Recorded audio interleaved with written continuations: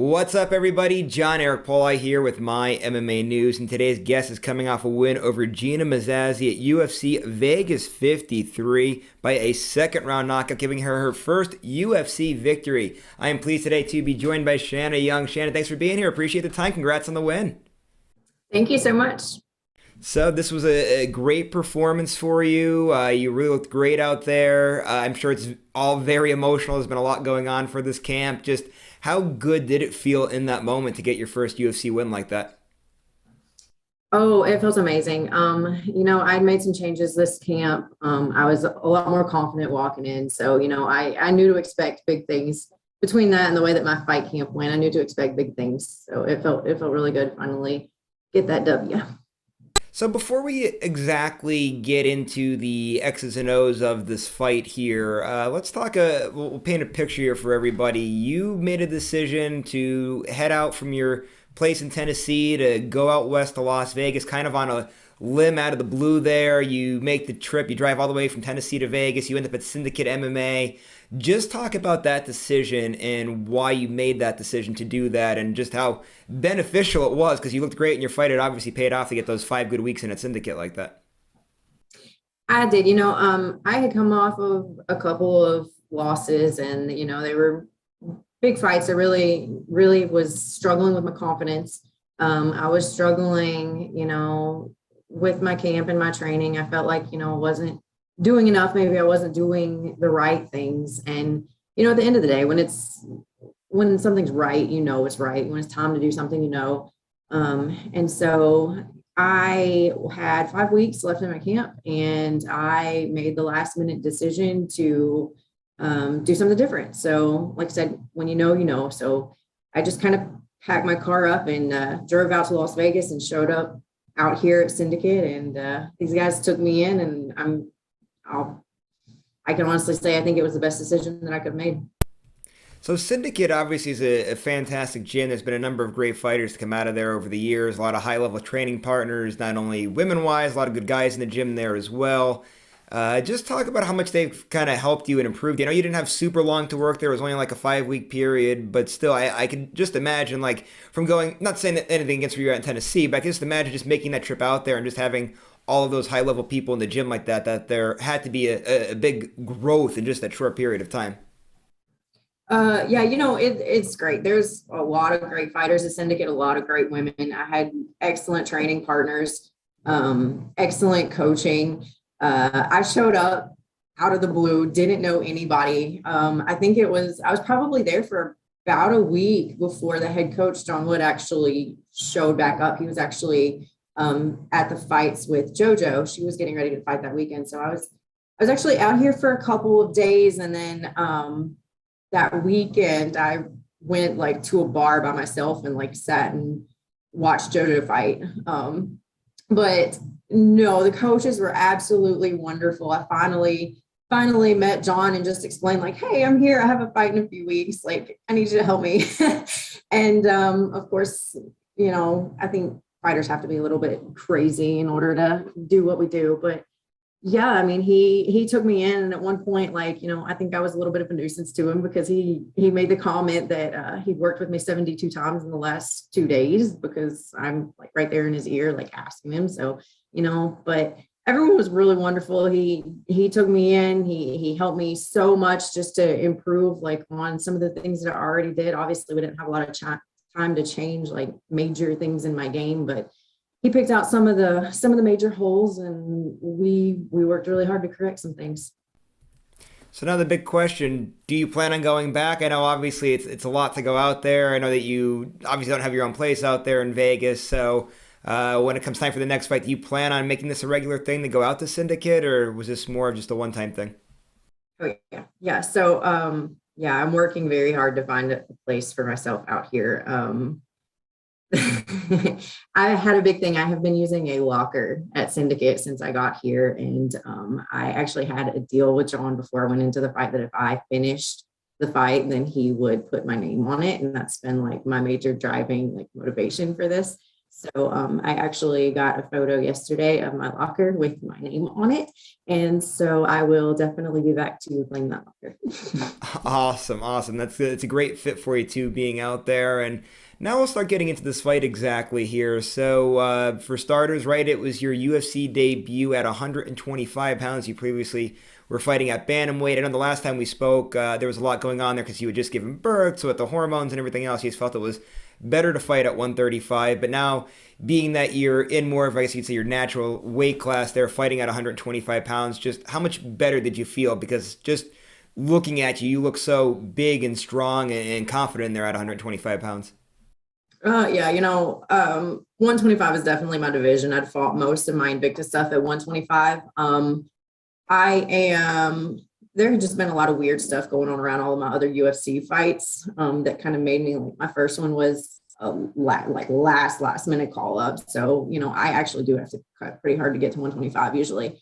And so there was no way at a last minute call up I was going to make it. Plus, I think Macy that I fought is actually normally 145er. So we kind of met in the middle for that one. And then, of course, yeah, my last one back in October, I had just given birth.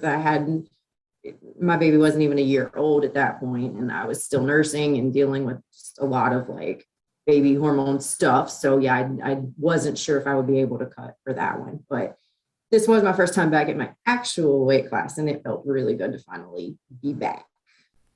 And one of the things that stood out to me too when I was watching the fight was like, holy crap, look how shredded you are. I mean, like just jacked muscles, six pack abs. Like how, like for this is just a general question because I'm sure any woman that's out there watching this is probably going to want to know this. How, after giving birth, did you end up getting yourself back into that type of shape to be ripped up and shredded the way how you did?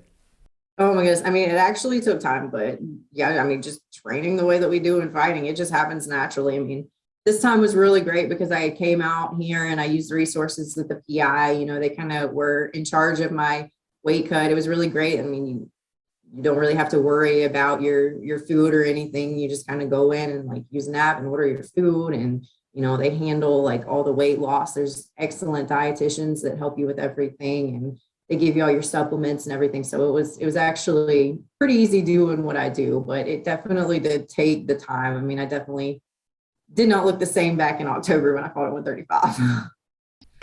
And then the other thing I wanted to ask you that I picked up on when you were saying before about your second fight where you're still nursing and everything.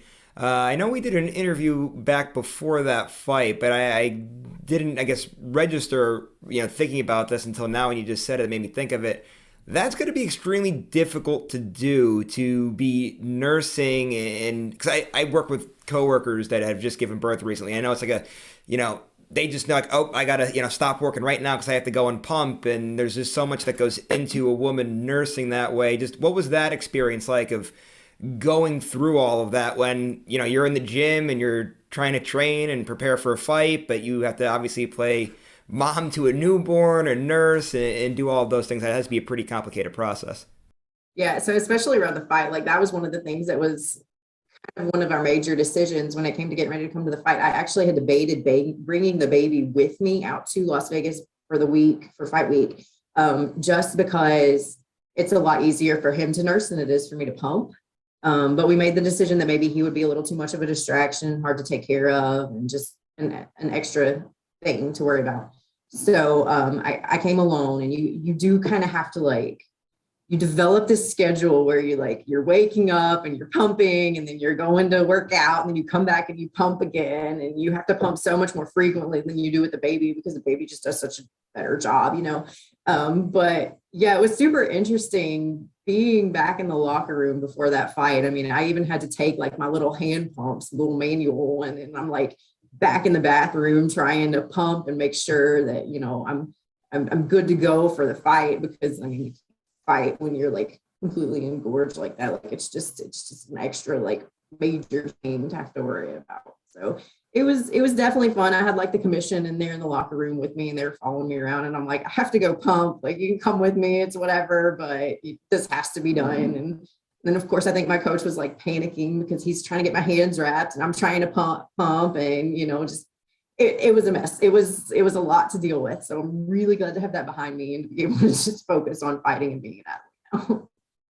Hey, a mom's job's 24/7, right? It never ends there. That is. But anyway, let's start getting into this fight here exactly. We'll start breaking this down here. So, opening round, kind of interesting, right? It seemed, at least to me, and kind of how the broadcasters were portraying it anyway, that it was a little bit of a feeling out process for you in the beginning. It took you a few minutes to get dialed in there, but the second half of the first round, it seemed like you really started to find your groove and pick it up and started landing some nice shots and that. Just is that the way how you kind of felt in there? That there was a little bit of I don't know whether it be nerves or whatnot that it took you a couple minutes to kind of get going there.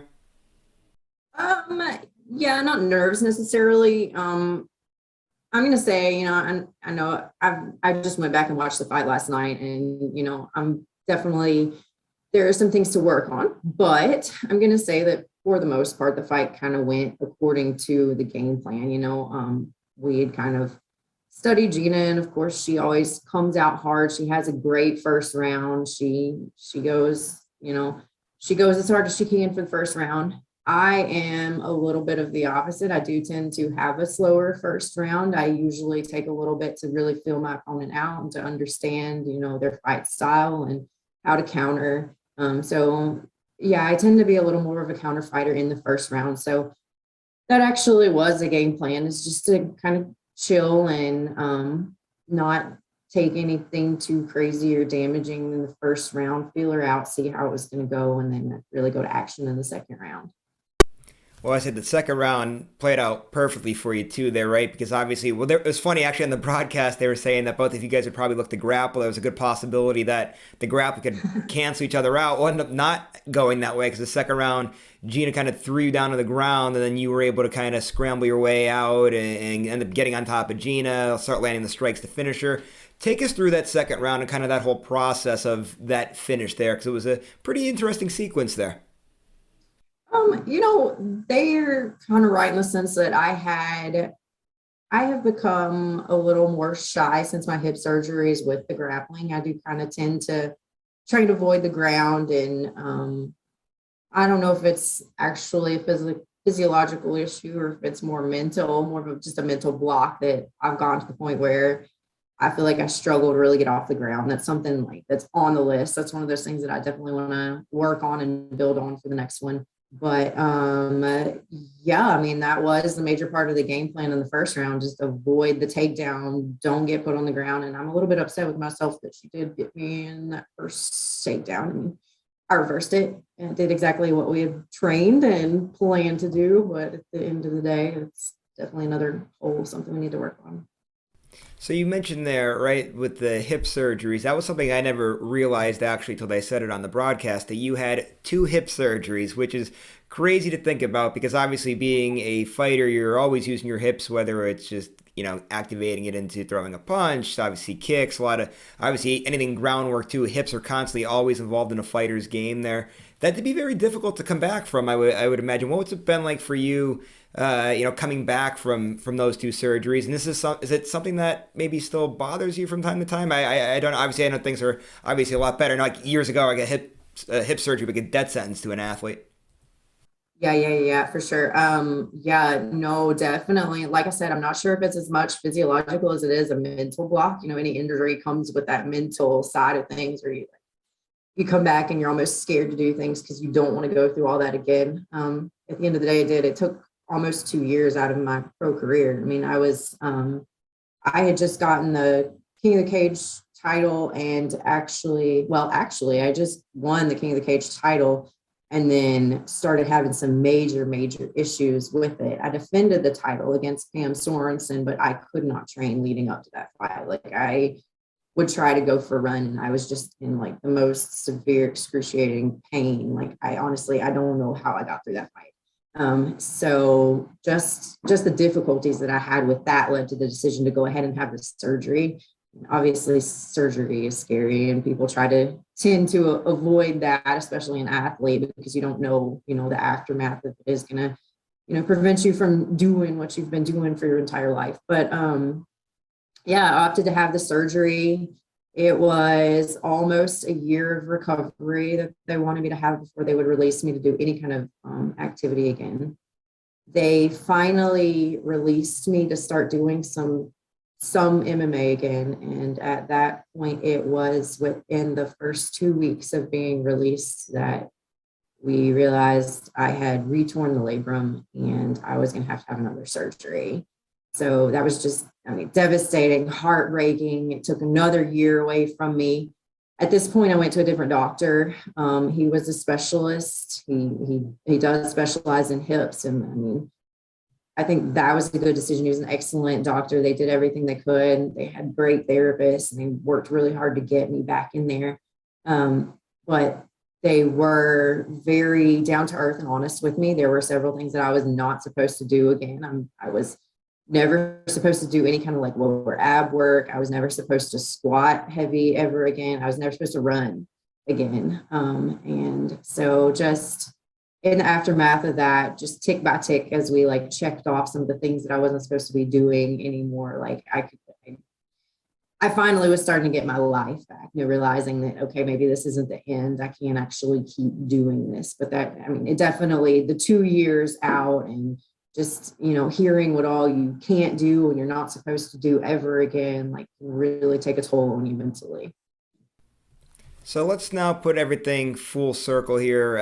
Obviously, right, we know from the last interview with you, and I'll kind of just recap this whole journey here. You grew up as somebody that was a wrestler in a time that women's wrestling wasn't as relevant and popular as it is now, to kind of transitioning to the fight game. And you just talked there, right, about having surgeries. You didn't kind of know where your career was going to end up. It was so difficult to train after having all that. You just mentioned before, right, about having kids and obviously trying to train and get ready for fights while, dealing with all the mother stuff that goes on with that. And now here we are talking about your first UFC victory.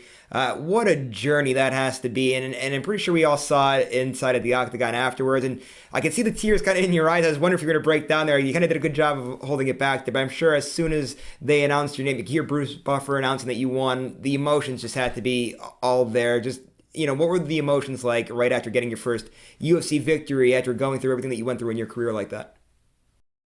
Yeah. It has for sure been a wild ride. I'm going to say probably the emotion there was probably more centered toward just how grateful I am to have, come out here and to join this team, and for these guys to take me in, and for it to just make all the difference in my camp and in the end result. I think I've watched it a couple of times, and I don't tend to get really emotional about a fight. At the end of the day, if I've done what I was supposed to do, then the results will follow. It's just kind of like the end result is you win. That's what was supposed to happen. So I don't tend to get super emotional about that. But just as John and Shane were walking into the cage, and I saw my team coming in toward me, I think that's when I got a little bit emotional, because I am so grateful that everything kind of played out in these last 5 weeks the way that it did. It's been great watching it, that's for sure. And I know obviously this is the end goal here. You just got your first UFC win. You want to get plenty of more in your career here. So the obvious question coming your way that every fighter gets asked, what's next for you? Do you have a time frame of when you like to return, or an opponent in mind? What's kind of the rest of 2022 looking like for you? No opponent in mind necessarily, just whatever's next. I'd like to get in there as soon as possible again. Right now, my car is broken down in Vegas, so I'm kind of stuck here for the moment. I am trying to figure out how to get the car home or repaired or whatever, and get back out here as soon as I can. All right. Well, good luck with all of that. I know that's a lot going on there too, but at least you get to enjoy Vegas for a little bit longer too. Obviously, you're at a great gym there. It's a great spot to stay, but hopefully get back to Tennessee there soon. One last thing though, before you roll out here today: social media management, sponsors, anybody to give a plug to? Floor is yours. Take it away. Just hardcore mentions to Syndicate MMA. Love these guys. You can follow me on social media at Shanna Young, just about every platform. All right, guys, that was the Shanimal. Shanna Young, again, big winner at UFC Vegas 53, where she defeated Gina Mazzani. Big second-round TKO win, first UFC victory for Shanna, so congratulations. That's a great accomplishment. I'm sure a memory that will last a lifetime for you there. And just want to thank everybody that watched today's interview. Really appreciate everyone that did. If you liked today's interview, please give it a thumbs up. Subscribe to this YouTube channel if you haven't done so already. And you guys know the drill at mymmanews.com. Keep going there for all of your great MMA content. We have great work that comes out there all 7 days of the week. So make sure you guys are going there and go to our social media pages. Give us a like and a follow on there as well. We'll see you later, everybody.